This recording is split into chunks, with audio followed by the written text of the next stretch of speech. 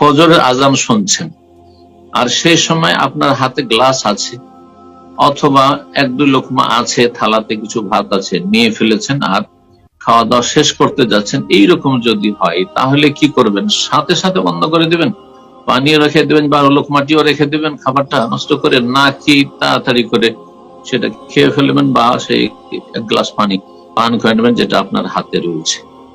এই মর্মে সুনান আবু দাউদ একটি হাদিস রয়েছে, আবু হুরায়রা রাদিয়াল্লাহু তাআলা আনহু বর্ণিত, রাসূলুল্লাহ সাল্লাল্লাহু আলাইহি ওয়াসাল্লাম বলে, ইজা সামিআ আহাদুকুমুন নিদা, তোমাদের কোন ব্যক্তি যখন আজান শুনবে, আজানটা কিন্তু যথা সময় নিতে হবে, আজান আগে হইলেও সেটা গ্রহণযোগ্য নয়,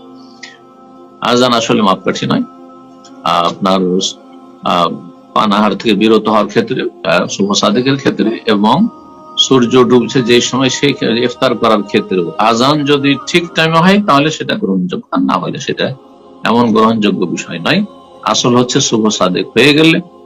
পানাহার জায়েজ নয়, আর সূর্য অস্তমিত হয়ে গেলে আর বিলম্ব করা ইফতারে ঠিক নয়।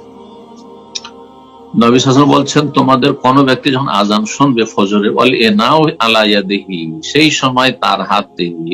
পানপাত্র রয়েছে, পানি রয়েছে, গ্লাস রয়েছে পানি, ফালা ইয়াদাহু, সেটাকে সাথে সাথে রেখে দিবেন না, মোটেই না। এক দুই লোকমা আছে, না না না মোটেই আর খাবো না, এই এক দুই লোকমা নষ্ট করে দেবো, অথবা এই পানিটাই পান করবো না, এটা করবে না, হাত্তা ইয়াকদি হাজাতাহু মিনহু, যতক্ষণ তার প্রয়োজন